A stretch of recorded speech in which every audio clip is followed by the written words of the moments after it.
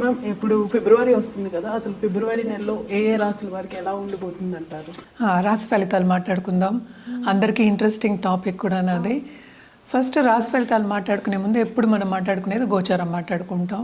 అందరికీ తెలుసు 12 రాశులు ఉంటాయి, అలాగే 12 భావాలు చెప్తాము, 27 నక్షత్రాలు, 9 గ్రహాలు. సో ఆ గ్రహాలు ఏంటంటే ఒక చోట ఉండవు. చాలామందికి డౌట్లే ఉంటాయి ఏంటంటే పుట్టినప్పుడు చాలా బాగుంది, ఇప్పుడు చాలా బాగాలేదు. అంటే పీరియడ్ మనకి మారుతూ ఉంటుంది, అంటే దశా సిస్టమ్ అంటే మన టైం మారుతూ ఉంటుంది అనమాట. దేని బట్టి, మన నక్షత్రం బట్టి. అలాగే దీంట్లో ఏంటంటే ఇంకా చాలా ఉంటాయి. అంటే లగ్నం చూసుకోవాలి, నక్షత్రాలు చూసుకోవాలి, రాశి చూసుకోవాలి, తర్వాత మిగతా ప్లానెట్స్ కూడా చూసుకోవాలి. అంటే రాశి వారీగా మాట్లాడడం అంటే ఏంటంటే చంద్రుడు ఎక్కడున్నాడో దాన్ని రాశి అంటాం అనమాట. అంటే ఆ భావం కానీ ఆ హౌస్ కానీ, అంటే హౌస్ అని చెప్తూ ఉంటాం, 12 రాశులు అంటాం. సో హౌస్ని మనం ఏంటంటే రాశి అంటాం అనమాట. సో రాశి నుంచి ఏంటంటే 9 గ్రహాలు ఎలా ఉన్నాయో చూడటం అనేది జరుగుతుంది. అలాగే సూర్యుడి నుంచి కూడా మనం చూస్తాము, అలాగే లగ్నం నుంచి కూడా చూస్తాము. వీటిని సుదర్శన చక్రం అని చెప్తూ ఉంటాం. దాంతోపాటు ఏంటంటే మనకి వింశోత్తరి దశా సిస్టమ్ పీరియడ్ ఎలా ఉంది అవి కూడా చూస్తూ ఉంటాం అనమాట. ఇవన్నీ చూసుకుంటేనే మనకు కరెక్ట్గా ఒక ప్రెడిక్షన్స్ అనేది ఇవ్వగలం. ఇదంతా ఎందుకు చెప్తున్నాను అంటే ఇప్పుడు రాశి వారీగా మనం మాట్లాడుకోవాలి. ఎందుకంటే మనకి జాతకం ఒక్కొక్కరిది డిఫరెంట్గా ఉంటుంది. అంటే ఒక రోజులోనే చాలా తేడాలు వచ్చేస్తూ ఉంటాయి. ఎందుకంటే లగ్నం మారుతూనే ఉంటుందన్నమాట. అంటే సూర్యోదయం బట్టి మనకి వస్తూ ఉంటాయి లగ్నాలు. సో ఈ లగ్నం ఉదయించే సూర్యుడు అంటాం, దాన్ని బట్టే జాతకం ఒక్క రోజులోనే చాలా మారుతాయి. సో జనరల్గా మనం మాట్లాడుకోవడం అంటే రాశి వారిగానే మాట్లాడుకోగలం, రాశి ఫలితాలే మాట్లాడుకుంటాం అనమాట. ఎందుకంటే మనం లాస్ట్ టైం చేసింది కూడా మనం కొంతమంది ఏం పెట్టారంటే అవును నాకు ఇది అవ్వట్లేదు, ఇది అయింది అంటే రాశి వారిగా మనం మాట్లాడుకునేది సింగిల్ పాయింట్. ఇవన్నీ చెప్పడం అందుకనమాట. సింగిల్ పాయింట్లో మాట్లాడుకున్నప్పుడు అదేంటంటే ఇట్ ఈస్ నాట్ నీ జాతక ప్రెడిక్షన్ కాదు అది. It's not a personal prediction, it is a general prediction. So general ప్రెడిక్షన్స్లో అంటే ఏంటంటే అన్నీ కరెక్ట్గా వస్తాయి, అన్నీ కరెక్ట్గా రాంగ్ అవుతాయి అని చెప్పడానికి ఉండదన్నమాట. అండ్ ఆల్సో రాశి వారీగా మాట్లాడుకున్నప్పుడు నేను చెప్పినట్టు ఒకే ఒక గ్రహం మనం చూస్తున్నాం, అంటే చంద్రుడు. ఏ రాశిలో ఉంటే రాశి అంటాం, అంటే ఏ హౌస్లో ఉంటే దాన్ని రాశి అంటాం అనమాట.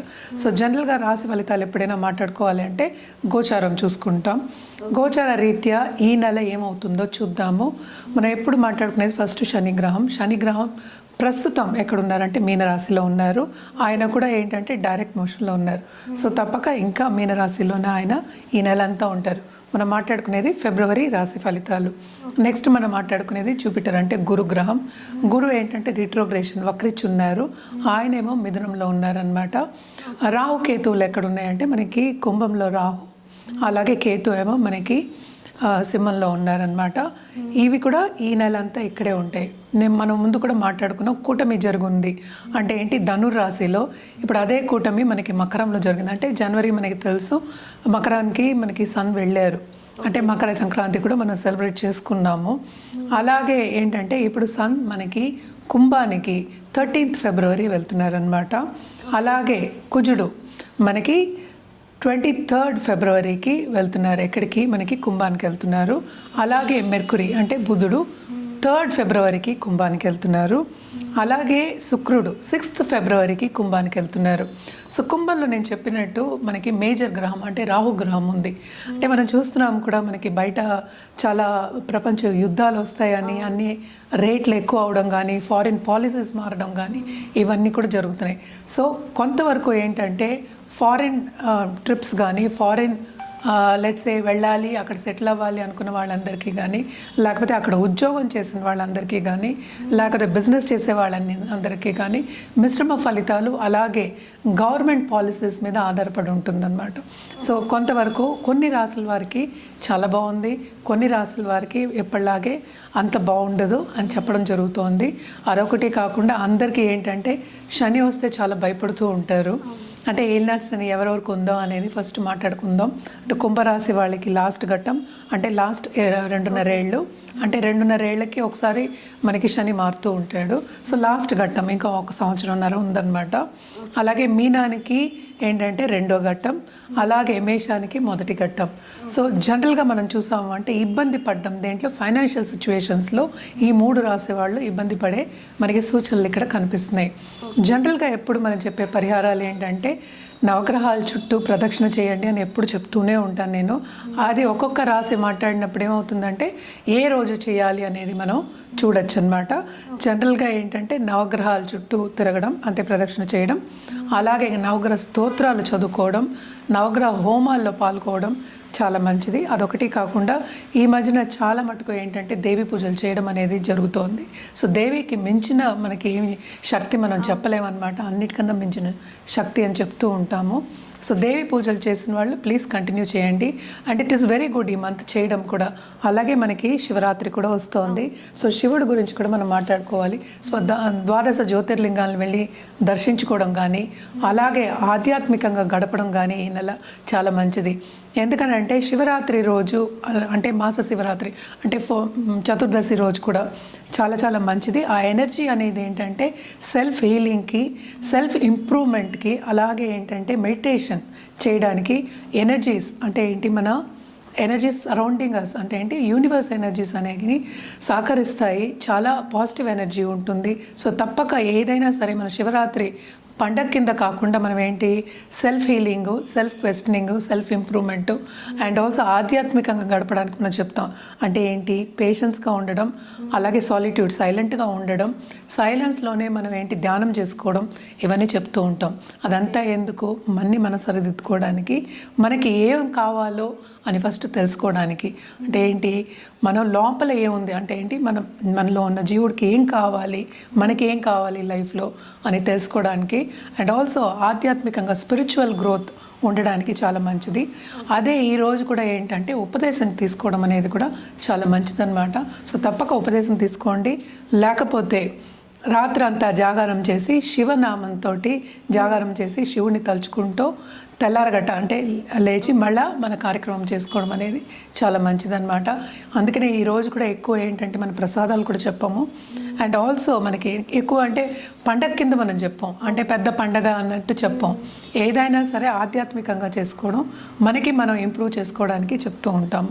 సో జనరల్గా ఏంటంటే నీళ్ళు పాలు ఏంటంటే శివుడికి ఏం వేస్తాం, ఇవే వేస్తాం, పళ్ళు ఇవే ఉంటాయి ఎక్కువ. ఇది అన్న పాయసాలు లేకపోతే పరవానాలు అంటే అరిసెలు ఇలాంటివి పెద్ద పండగ కింద మనం తీసుకోకుండా ఆధ్యాత్మికంగా స్పిరిచువల్ గ్రోత్ గురించి మనం ఆలోచించుకుని, ఎందుకంటే ఇది కూడా వెరీ ఇంపార్టెంట్ లైఫ్కి కనుక తప్పక ఆలోచించుకుని ముందుకెళ్ళడం అనేది చాలా మంచిది. మేడం ఈ ఫిబ్రవరి నెలలో మకర రాశి వారికి ఎలా ఉండబోతుంది అంటారు? వీళ్ళకు కూడా మిశ్రమ ఫలితాలే ఘోషిస్తున్నాయని చెప్పాలి. ఎందుకంటే ఇక్కడే కూటమి జరుగుంది. అన్ని ప్లానెట్స్ ఇప్పుడేమో సెకండ్ హౌస్కి వెళ్తున్నాయి అన్నమాట. సో కొంతవరకు ఏంటంటే మంచి ఉంది, గుడ్ వైబ్స్ ఉన్నాయి. అట్ ద సేమ్ టైం కొన్ని మైనసెస్ ఉన్నాయన్నమాట. తప్పక అప్పులు తీసుకునే ఒక పరిస్థితి అనేది మనకి కనిపిస్తుంది. అదొకటే కాకుండా ఫ్రెండ్స్తో కలయిక అనేది మనకి ఎక్కువ కనిపిస్తుంది. వాళ్ళ మీద ఖర్చు పెట్టడం కానీ, వినోదాలకి ఖర్చు పెట్టడం కానీ, మనకి మితిమీరి ఖర్చు పెట్టడం అనేది మనకి ఎక్కువ కనిపిస్తుంది అనమాట. At the same time career పాత్లో కొంతవరకు వీళ్ళకి ఏంటంటే టెన్షన్స్ అనేవి ఉంటాయి. ఈ రాశికి అధిపతి మనకి తెలుసు, మనకి 3వ ఇంట్లో ఉన్నారు. సో తప్పక ఏంటంటే తోబుట్టువులతో కలయిక ఉంటుంది. వాళ్ళతో సన్నిహితంగా ఉండడం అండ్ ఆల్సో వెళ్ళి కలవడం, వాళ్ళతో భోజనాలు చేయడం, కూర్చోవడం, విందు వినోదాల్లో పాల్గొవడం, అలాగే శుభకార్యాల్లో పాల్గొవడం, ఇవన్నీ మనకి కనిపిస్తున్నాయి అన్నమాట.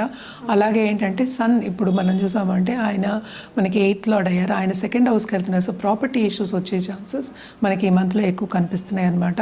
అదొకటి కాకుండా మనకి 11th lord and 10th lord కూడా మనకి ఏంటంటే సెకండ్ హౌస్కి వెళ్తున్నారు. సో తప్పక ఏంటంటే కెరియర్లో మాత్రం ఆపర్చునిటీస్ చాలా ఎక్కువ వస్తాయి. సో కొంతవరకు ఏంటంటే ప్లస్ పాయింట్స్ మనకి ఎక్కువ కనిపిస్తున్నాయి అన్నమాట. ఎస్పెషలీ బిజినెస్ పీపుల్కి మనం చెప్పాలంటే కొత్త బిజినెస్లు వచ్చే ఛాన్సెస్, అలాగే పార్ట్నర్షిప్ బిజినెస్ వచ్చే ఛాన్సెస్ మనకి ఎక్కువ కనిపిస్తున్నాయి. And at the same time loans తీసుకోవాలని చెప్పాను కదా, సో లోన్స్ కూడా వాళ్ళకి అందుబాటులో ఉంటాయి కనుక మోతాదు తప్పక బిజినెస్ పీపుల్కి చాలా బాగుంటుంది, బ్రహ్మాండంగా ఉంటుంది. అలాగే కొంతవరకు లాభాలు చేకూర్చే ఒక సమయం కింద మనం చెప్పొచ్చు. ఎస్పెషలీ ఫుడ్ రంగంలో ఉన్నవాళ్ళు, కేటరింగ్ రంగంలో ఉన్న వాళ్ళకి బాగుంటుందని చెప్పాలి. అలాగే ఏంటంటే రిలీజియస్ దాంట్లో ఉన్నవాళ్ళు, స్పిరిచువాలిటీ దాంట్లో ఉన్న దాంట్లో గురువులు ఉంటారు, మత గురువులు ఉంటారు, వీళ్ళందరూ ఉంటారు కనుక పెద్ద పెద్ద కన్సల్టెంట్స్, వీళ్ళందరికీ కూడా చాలా బాగుంటుందని చెప్పాలి. అటు ఫైనాన్షియల్ స్టేటస్ ఒకటే కాకుండా అటు ఏంటంటే వాళ్ళకి ఒక సాటిస్ఫాక్షన్ కూడా వచ్చే ఛాన్సెస్ మనకి ఎక్కువ కనిపిస్తుంది. ఖర్చు అనేది మనం ఎప్పుడు మాట్లాడుకుంటున్నాం, ఖర్చు అనేది ఉంది లేదని కాదు, కానీ సాటిస్ఫాక్షన్ కొంతవరకు వాళ్ళు చేసే పని మీద వీళ్ళకి వచ్చే ఛాన్సెస్ మనకి ఎక్కువ కనిపిస్తున్నాయి అన్నమాట. అలాగే ఏంటంటే ఇన్వెస్ట్మెంట్ మీద ధ్యాస పెట్టి ఎక్కువ మోతాదు ఇన్వెస్ట్మెంట్ చేయడం కానీ, వాళ్ళకి కావాల్సింది కొనుక్కోవడం కానీ, అంటే ఖరీదైన వస్తువులు కొనుక్కోవడం కానీ మనకి ఎక్కువ కనిపిస్తున్నాయి. అండ్ ఆల్సో మనం చూసాము అంటే ఎవరైనా సరే ఇప్పుడు ఇన్నోవేషన్స్, ఫుడ్ రంగంలో ఇన్నోవేషన్స్ చేసే వాళ్ళకి తప్పక చాలా బాగుంటుంది. ఇప్పుడు వెజిటబుల్ ప్రైసెస్ కానీ మిగతా ప్రైసెస్, వాళ్ళ కమోడిటీ ప్రైసెస్ అన్నీ కూడా ఎక్కువ అయ్యి వీళ్ళకి లాభాలు ఎక్కువ వచ్చే ఛాన్సెస్ మనకి కనిపిస్తున్నాయి అన్నమాట. హెల్త్ రీత్యా మనం చూసాము అంటే కొంతవరకు సెన్సిటివ్ అయ్యే ఛాన్సెస్ ఉన్నాయి. సో పర్సనల్ డెవలప్మెంట్ మీద ధ్యాస పెట్టడం అనేది వెరీ వెరీ ఇంపార్టెంట్ అన్నమాట. అలాగే ఏంటంటే దాంపత్య జీవితంలో కొంతవరకు ఈగో క్లాషెస్ వచ్చే ఛాన్సెస్ మనకి కనిపిస్తున్నాయి. అంటే ఏంటి, డిస్టర్బెన్సెస్ వచ్చే ఛాన్సెస్ మనకి కనిపిస్తున్నాయి. అందరూ మనకి సహకరించరు. అదే సేమ్ పరిస్థితి ఏంటంటే కొంతవరకు మనకి పెద్ద పెద్ద ఎంఎన్సీస్లో చేయొచ్చు. అంటే మనకి టీమ్ లీడర్ కానీ వేరే మన కొలీగ్స్ కానీ కొంతవరకు కొంత సపోర్ట్ అనేది కొంచెం తక్కువ ఉంది, ఎస్పెషలీ మనకి second half of this month అనమాట. సో అందుకని మిశ్రమ ఫలితాలు అని చెప్పాను. అటు ప్లసెస్ ఉన్నాయి, అటు మైనసెస్ ఉన్నాయి.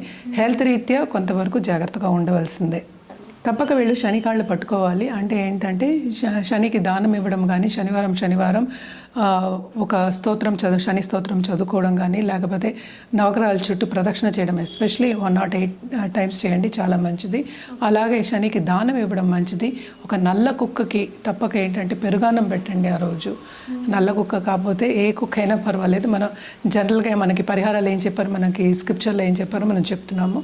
బట్ ఎనీవే అది కూడా చేయొచ్చు. బట్ ఏ కుక్కలైనా సరే కొంచెం ఆహారం పెట్టడం అనేది మంచిది. అలాగే దానం ఇవ్వడం ఎక్స్ట్రీమ్లీ ఇంపార్టెంట్.